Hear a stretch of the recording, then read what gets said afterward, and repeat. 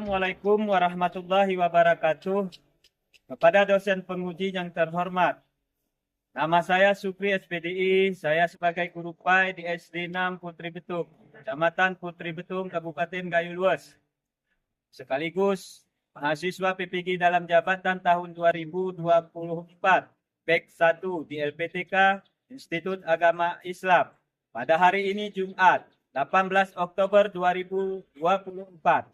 Saya akan melaksanakan ujian kinerja praktik pembelajaran di SD 6 Putri Betung kelas 4 dengan materi menyambut usia balik. Selamat menyaksikan. Assalamualaikum warahmatullahi wabarakatuh.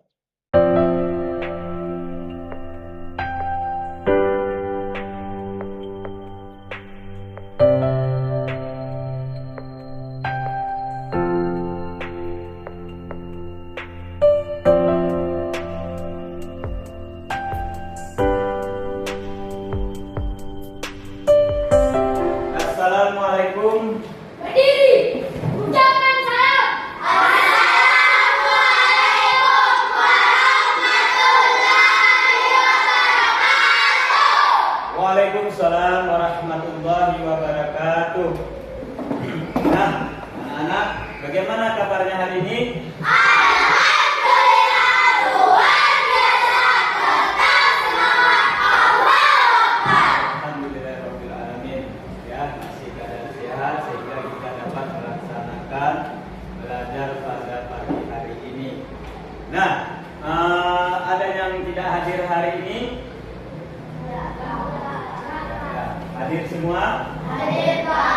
Alhamdulillahirabbil alamin. Jadi masih bisa kita mengikuti semuanya, masih bisa kita mengikuti pelajaran pada hari ini ya.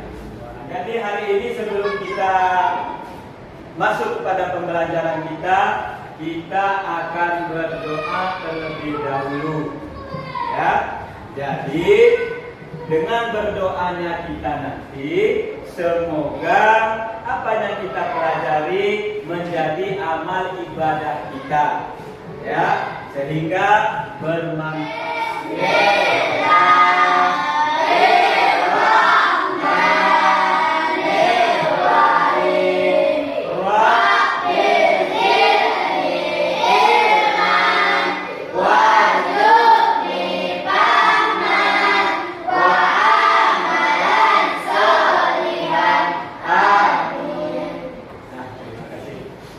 Jadi dengan berdoanya kita, semoga nanti pelajaran yang kita pelajari menjadi ilmu yang bermanfaat, ya, dan semoga menjadi amal ibadah kita juga. Nah, jadi kita mengetahui kita juga sebagai bangsa Indonesia, maka kita menyanyikan lagu nasional.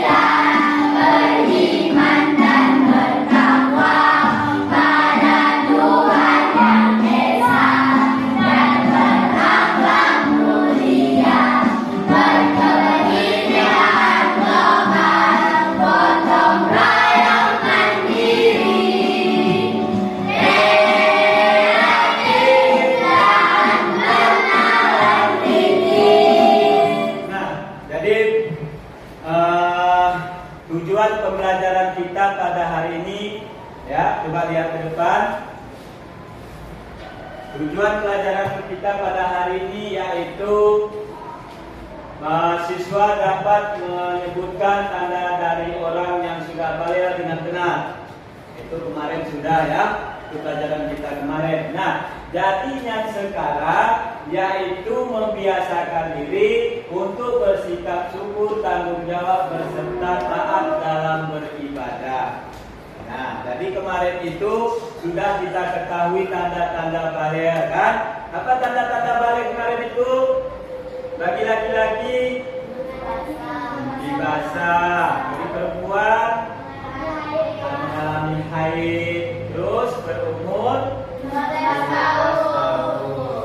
Nah, jadi setelah kita sampai umur usia balik, ya nanti kita akan ada pelajaran selanjutnya membiasakan diri ya, yaitu membiasakan diri bersikap syukur dan tanggung jawab. Jadi setelah kita usia balik itu ada tanggung jawab kita juga. Nah, coba perhatikan lagi ke depan ya. Perhatikan, Bapak nanti akan memutarkan video. Jadi di situ coba kalian perhatikan ya, perhatikan bagus-bagus. Nanti dicatat poin-poin yang penting dari situ ya. Ya, nanti supaya diskusinya menjawab apa, kelompoknya nanti bisa. Nah, coba perhatikan ke depan layar.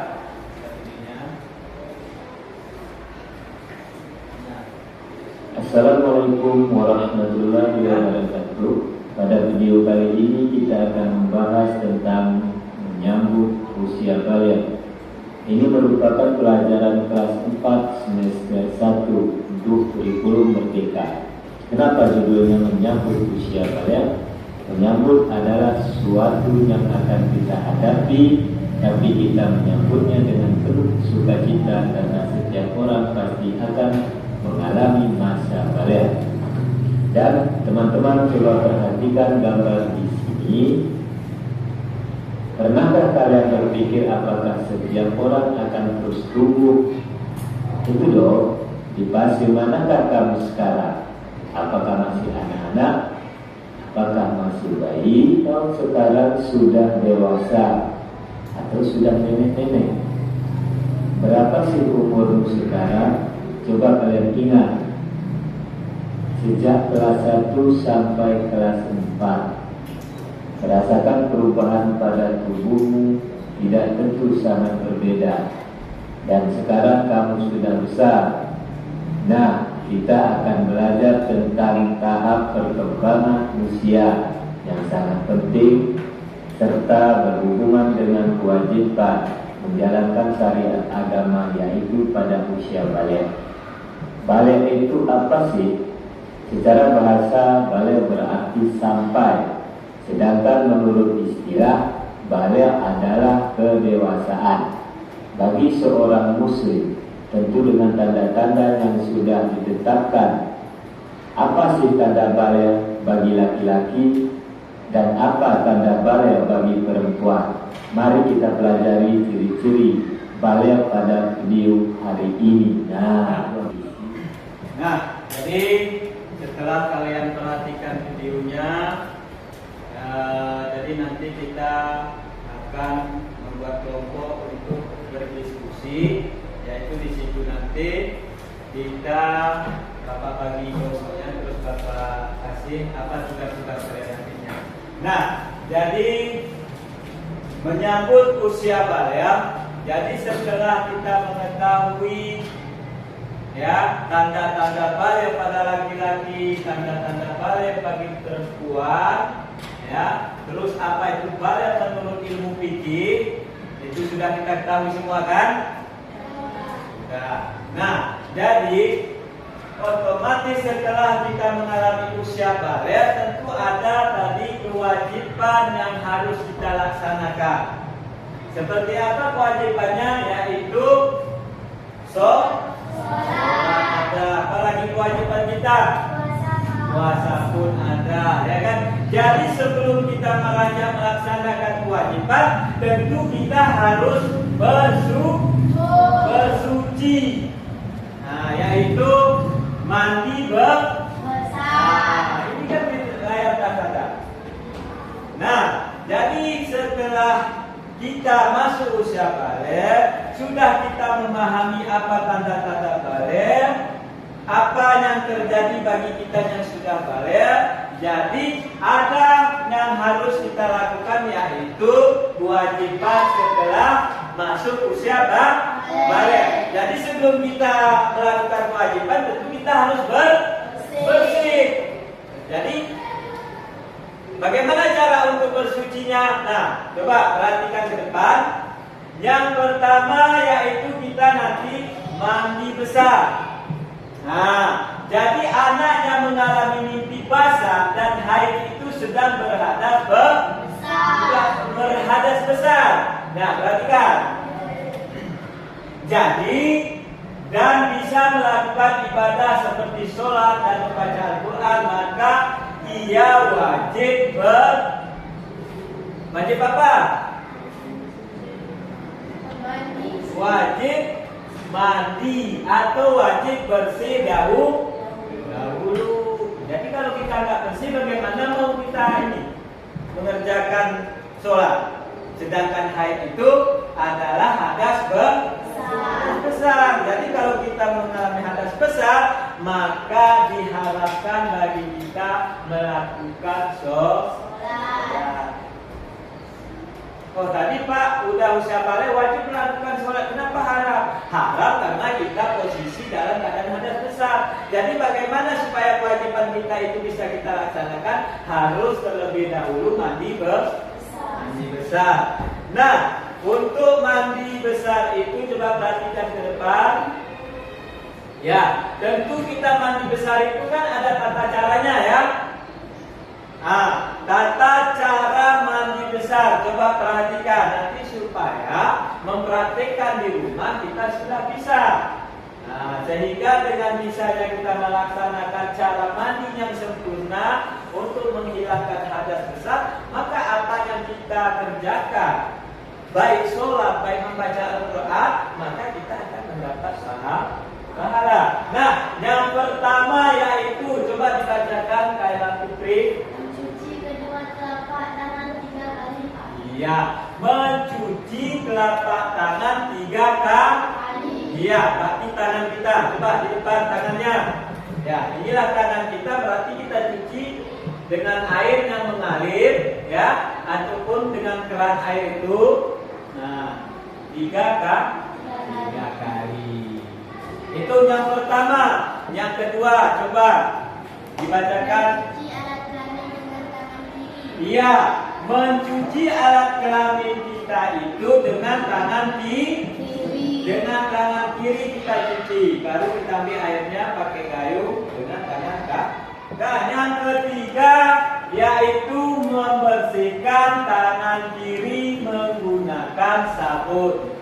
Jadi setelah kita tadi mencuci alat kelamin kita, ya, maka itu kita cuci lagi dengan sabun. Nah, selanjutnya baru berwudu sempurna. Bagaimana berwudu sempurna? Sama halnya kita mau mengerjakan sholat, kan terlebih dahulu mengambil air wudu. Itulah air apa mengambil air wudu sempurna itu? Yang pertama kita mencuci tangan. Bagaimana cara mengambil air wudu? Mencuci tangan. Setelah itu kumur 3 kali sambil menggosok gigi pakai tangan dan tujuh. Setelah itu baru mencuci hidung. Baru setelah cuci hidung mencuci muka 3 kali. Setelah itu dia mencuci kanan sampai ke pergelangan siku ini ya. Kan ada ini ya, jangan sampai siku. Kalau bisa lebihkan ya, lebih sempurna ya. Baru setelah itu tangan kiri, baru setelah itu mengusap sebagian rambut, sebagian. Ya, nah itu sampai selesai ambil wudhu. Setelah itu baru menyela rambut dengan air ya. Jika ada rambut kita nanti pas mau mandi sudah basah, baru kita nggak ada kayak keramas gitu kan. Supaya apa? Supaya berrata. Karena kalau tidak merata terkena air badan kita waktu melaksanakan mandi besar, maka tidak sah. Makanya dia pertama pun harus cuci tangan, kemaluan, cuci lagi tangannya. Memang betul-betul harus kena habis. Kita ambil air wudhu lagi, terus baru sela-sela rambut kita harus semua basah, baru mandinya, ya kan? 3 kali juga, ya. Jadi yakin air itu memang benar-benar masuk ke dalam pori-pori rambut kita itu, semua pori-pori badan kita. Nah, selanjutnya coba bacakan nomor 5, nomor 6. Menyemprotkan air pada anggota badan. Ya, barulah kita seperti mandi tuangkan air ya, dari ujung rambut sampai ujung kaki. Usahakan semuanya terkena air. Nah, yang selanjutnya baru membasuh kaki. Kita mandi pun lagi seperti mandi biasa kan, pakai sabun dan cuci lagi kaki. Nah, itu dia cara melakukan mandi besar. Jadi kalau udah mandi besar kita, barulah kita melaksanakan kewajiban kita, ya, hingga setelah kita melaksanakan kewajiban kita, kita mendapat pahala. Jadi ada kewajiban yang kita laksanakan, ya, tentu ada juga larang-larangannya. Nah, di sini ada larangan bagi orang yang berhadas besar. Ya, tadi kita kalau berhadas besar, untuk melaksanakan kewajiban kita harus mandi. Sebelum mandi itu, kita dalam keadaan hadas besar, maka ada larangan. Yang pertama larangannya yaitu sholat sujud sahwi, ya. Nah, terus sholat sujud tilawah, ya kan? Nah, terus sujud syukur itu sama juga. Jadi kita dilarang untuk sholat sujud syukur. Kenapa? Karena kita dalam keadaan hadas besar. Terus selanjutnya, coba Kaila dibacakan selanjutnya apa? Apa larangan bagi berhadas besar? Larangan bagi orang yang berhadas besar. 1. Membaca Al-Quran. 2. Mengikut Al-Quran. 3. Membawa Al-Quran. Nah, jadi kalau bisa dalam keadaan hadas besar, maka larangan bagi kita yaitu memegang Al-Quran, membawa Al-Quran untuk membaca Al-Quran. Kenapa itu dilarang, Pak? Nah, Al-Quran itu kita ketahui adalah ayat suci Al-Quran, benda yang suci. Kita keadaan tidak suci. Kenapa tidak suci? Karena berhadas besar. Nah, maka dilarang bagi kita yaitu menyentuh atau memegang Al-Quran atau membaca sebelum kita bersuci atau mandi. Nah, selanjutnya itu berdiam diri di masjid. Kenapa, Pak? Masjid itu kan bagus. Ya, benar. Masjid itu memang tempat yang bagus. Oleh karena itu kita dilarang berdiam diri di masjid karena kita keadaan hadas besar. Nah, contohnya kenapa dilarang? Nah, kita keadaan haid, nanti kita berdiam diri di masjid. Terus nanti ada jatuh darah kotor haid, ya, maka terkotori lantai masjid itu. Oleh sebab itu dilarang bagi kita berdiam diri di masjid. Hingga nanti udah ketahuan ada besar, kalian main di masjid, nggak boleh. Kenapa? Karena masjid itu tempat ibadah, tempat yang paling bersih. Jadi maka kita keadaan tidak bersih, jangan masuk ke dalam masjid. Nah, yang terakhir larangan bagi kita yang lagi berhadas besar, yaitu tawaf. Tawaf di mana tempat tawaf? Di Baitul. Kalau lagi haid memang tidak bisa melaksanakan tawaf. Jadi bagaimana Pak kita melaksanakannya? Terlebih dahulu mandi besar. Nah, masih semangat? Masih, Pak. Masih semangat? Masih, Pak. Alhamdulillah. Yang pertama kewajiban kita setelah usia kita balik yaitu sholat fardu. Nah, sholat fardu apa itu sholat fardu?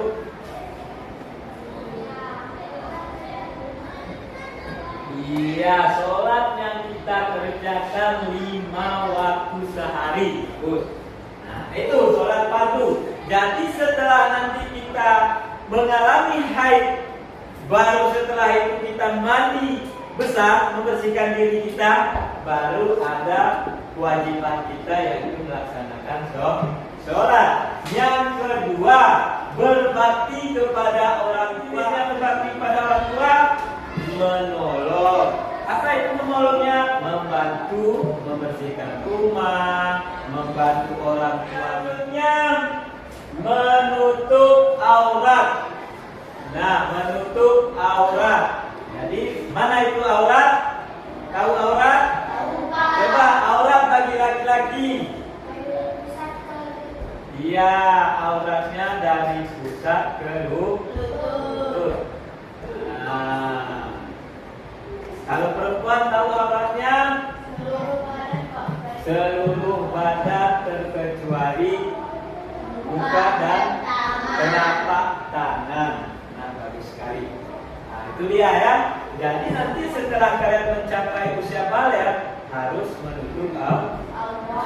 Atau Pak, kami belum usia balik. Apa harus tutup aurat? Tutup aurat walaupun belum sampai usia balik. Tetapi setelah sampai usia balik maka wajib. Apa hukum wajib? Dikerjakan, berpahala, ditinggalkan. Nah, maka karena udah wajib kita kerjakan. Kalau enggak kita mendapat dosa. Nah, selanjutnya apa kewajiban kita setelah usia balik? Yaitu menuntut ilmu.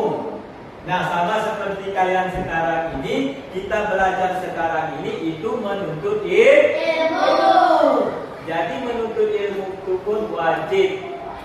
Nah, jadi setelah kalian menuntut ilmu seperti ini, kita belajar, baik di sekolah, baik di rumah, baik mengaji.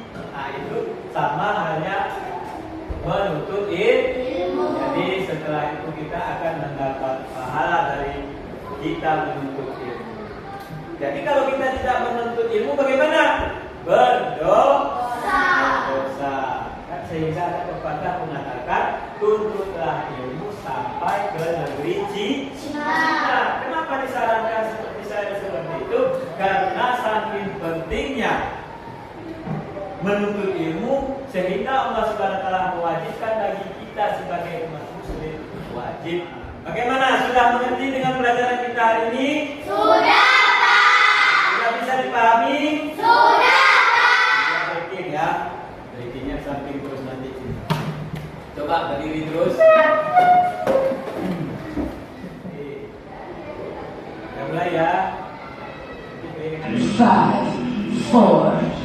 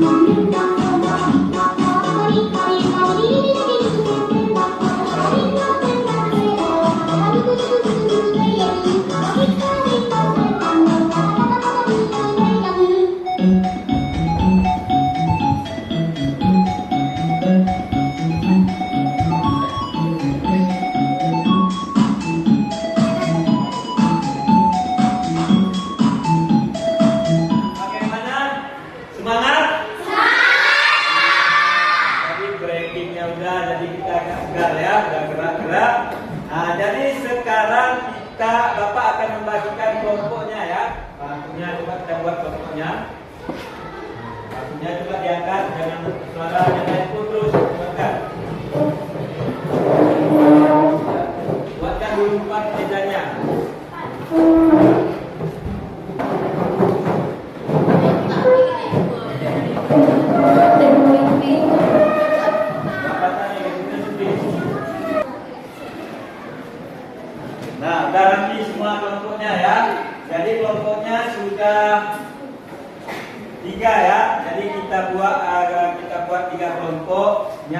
pertama ya, ini Bapak bagikan tugasnya sekalian, lembar kerja tugasnya.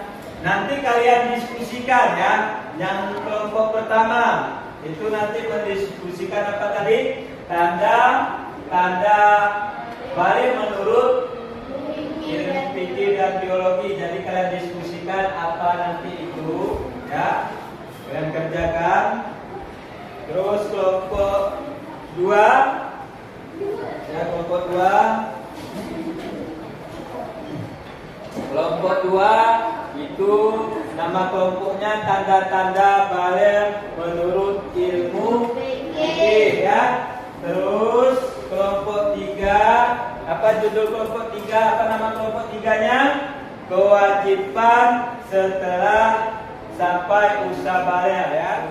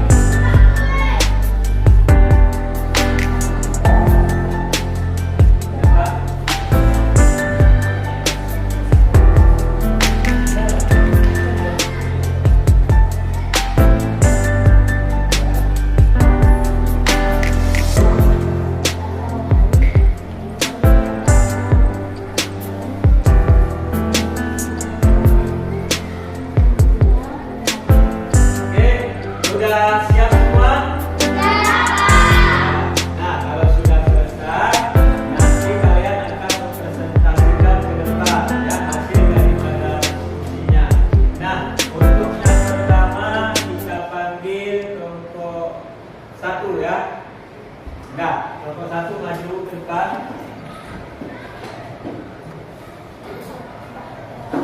Ya, di depan, awas kabelnya. Terus, di atas boleh. Assalamualaikum warahmatullahi wabarakatuh. Waalaikumsalam warahmatullahi wabarakatuh. Kami akan mempresentasikan hasil dari kerja kelompok kami, yaitu tentang tanda-tanda usia balik menurut ilmu fikih. Menurut ilmu fikih, apabila seseorang telah mengetahui dan memahami dan mampu membedakan antara mana yang baik dan mana yang buruk, tanda-tanda balik untuk laki-laki mengalami mimpi basah, luasnya air mani, tumbuhnya rambut kasar sekitar kemaluan, mencapai usia 15 tahun menurut kalender Hijriah. Untuk perempuan mengalami menstruasi haid pertama kali, tumbuhnya rambut kasar sekitar kemaluan, mencapai usia 15 tahun menurut kalender Hijriah. Apakah ada yang mau ditanyakan? Nah, ada yang mau bertanya? Ya. Coba. Kalau kita belum usia 15 tahun bagaimana? Kalau menurut ilmu fikih sebelum sampai umur 15 maka belum balik. Tetapi kalau sudah keluar haid maka apakah ada lagi yang mau bertanya? Saya. Kalau kita belum usia 15 tahun bagaimana? Kalau menurut ilmu fikih sebelum sampai umur 15 maka belum balik. Tetapi kalau sudah keluar haid maka sudah balik. Ada lagi yang bertanya? Hah? Ada lagi? Sekian dari kami. Assalamualaikum warahmatullahi wabarakatuh. Waalaikumsalam warahmatullahi wabarakatuh. Oke, beri aplausnya. Nah, oke, untuk kelompok 2 berikutnya, silakan ke depan untuk mempresentasikan hasil diskusinya.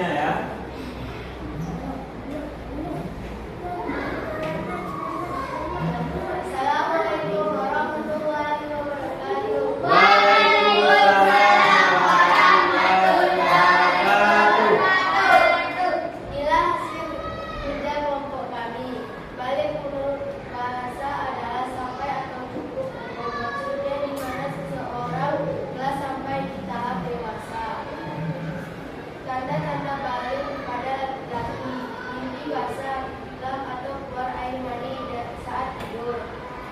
Pertumbuhan rambut basah di sekitar area kemaluan. Suara menjadi lebih besar, tumbuh lurus atau jenggot.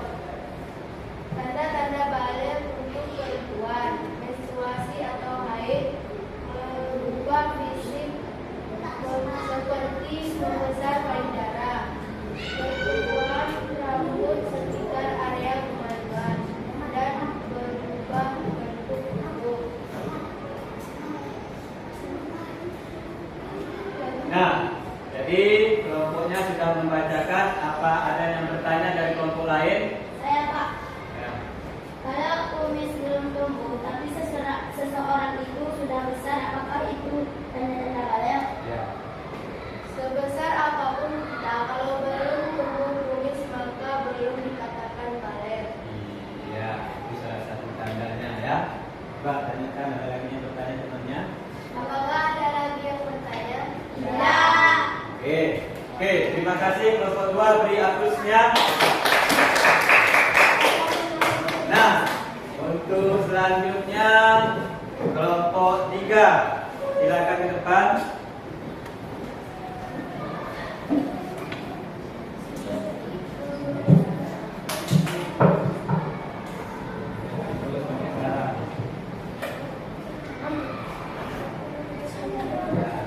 Assalamualaikum warahmatullahi wabarakatuh. Waalaikumsalam warahmatullahi wabarakatuh.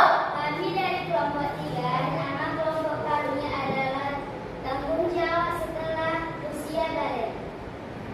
Setelah sampai usia balik, maka kita akan melaksanakan mandi besar. Setelah itu baru kita melaksanakan kewajiban. Kewajiban apa yang kita kerjakan? Kewajiban setelah balik: 1. Salat fardu, 2. Berbakti pada orang tua, 3. Puasa Ramadan, 4. Menuntut aurat, 5. Menuntut ilmu. Iya, itu hasil dari diskusi kelompok 3. Nah, mungkin ada teman yang untuk bertanya, coba ditanyakan. Apakah ada yang mau bertanya? Tidak ada.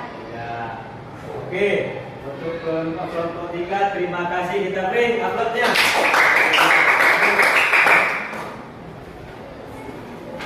Nah, alhamdulillah jadi kelompoknya semua ya. Luar biasa ya.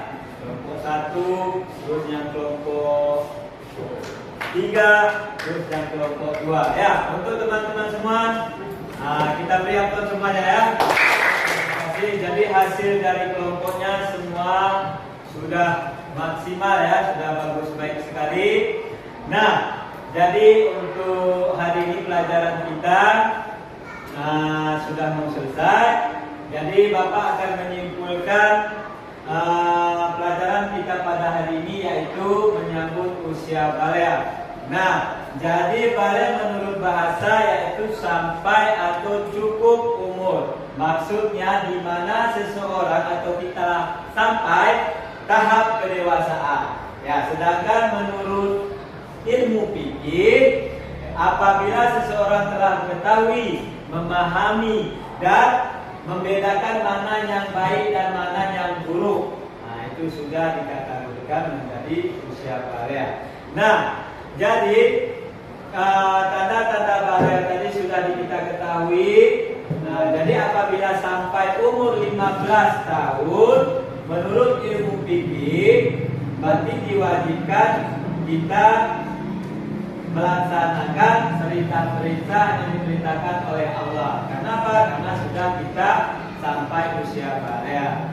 Nah, apabila nanti kita belum ya sampai umur 15, maka belum balik. Atau sebaliknya, kalau sudah haid tapi belum juga sampai umur 15, tetap sudah balik. Nah, dari pembelajaran kita pada hari ini, apa anak-anakku sudah memahami? Sudah mengerti semua? Sudah, Pak. Ya. Jadi Bapak akan menutup ya pelajaran kita nanti dengan membaca hamdalah. Jadi untuk pelajaran kita besok yaitu untuk pertemuan besok, yaitu materi kita perjalanan Nabi Muhammad, hijrahnya Nabi Muhammad Sallallahu Alaihi Wasallam ke Madinah. Nah, kita tutup pelajaran kita pada hari ini membaca hamdalah. Alhamdulillahirabbil alamin. Oke, terima kasih. Assalamualaikum warahmatullahi wabarakatuh.